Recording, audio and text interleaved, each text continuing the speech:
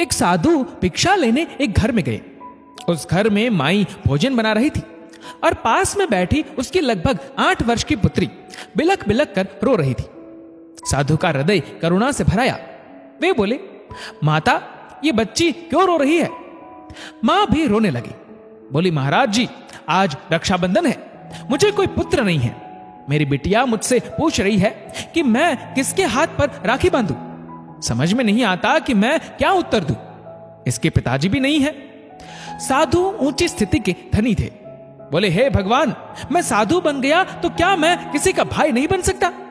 उन्होंने बालिका की ओर हाथ बढ़ाया और बोले, बहन, मैं तुम्हारा भाई हूं, मेरे हाथ पर राखी बांधो। साधु ने राखी बंधवाई और लीला नामक उस बालिका के भाई बन गए।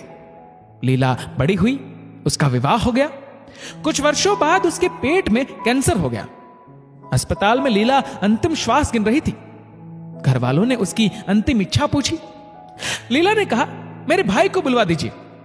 साधु महाराज ने अस्पताल में ज्यों ही लीला के कमरे में प्रवेश किया, त्यों ही लीला जोर जोर से बोलने लगी, भाई साहब, कहां है भगवान?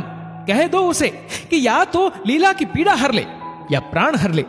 अब मुझसे कैंसर की पीड़ा सहन नहीं की जाती। लीला लगातार अपनी प्रार्थना दोहराई जा रही थी। साधु महाराज लीला के पास पहुंचे और उन्होंने शांत भाव से कुछ क्षणों के लिए आंखें बंद की।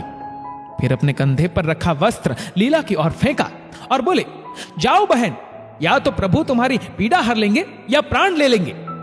उनका बोलना, वस्त्र का गिरना और लीला का उठकर खड़े हो जाना सब एक साथ हो गया।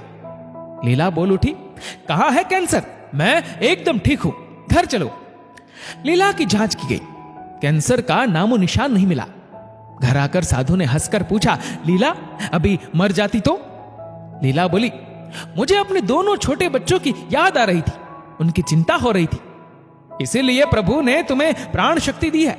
बच्चों की सेवा करो, बंधन तोड़ दो, मृत्यु शाश्वत सत्य है, उसके लिए तैयार रहना। ऐसा कहकर साधु चले गए। लीला सेवा करने लगी। बच्चे अब चाचा चाची के पास अधिक रहने लगे। ठीक 1 वर्ष बाद पुनः लीला के पेट में पहले से जबरदस्त कैंसर हुआ। वही अस्पताल, वही वार्ड, संयोग से वही पलंग। लीला ने अंतिम इच्छा बताई, मेरे भाई को बुलाइए। साधु बहन के पास पहुंचे, पूछा, क्या हाल है? लीला एकदम शांत थी। उसने अपने भाई का हाथ अपने सर पर रखा, वंदना की और बोली, भाई, मैं शरीर नहीं हूं, मैं अमर आत्मा हूं, मैं प्रभु की हूं, मैं मुक्त हूं। कहते कहते ओमकार का उच्चारण करके लीला ने शरीर त्याग दिया। लीला के पति दुखी होकर रोने लगे। साधु महाराज उन्हें समझाते हुए बोले, भैया, क्यों रोते हो? अब लीला का जन्म नहीं होगा, लीला मुक्त हो गई।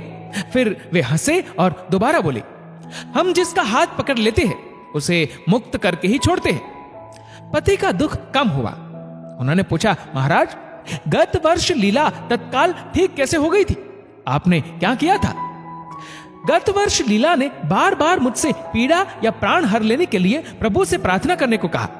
मैंने प्रभु से कहा, हे भगवान, अब तक लीला मेरी बहन थी, इस क्षण के बाद वह आपकी बहन है, अब आप ही संभालिए।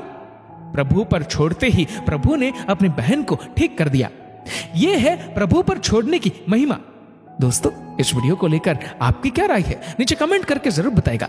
और अगर आपको वीडियो अच्छा लगा हो तो इस वीडियो को लाइक करेगा, शेयर करेगा ज्यादा से ज्यादा लोगों तक। और ऐसे ही और भी इंस्पिरेशनल वीडियोस के लिए सब्सक्राइब करें हमारे यूट्यूब चैनल को और फेसबुक पर फॉलो करें हमारे पेज को। धन्यवाद।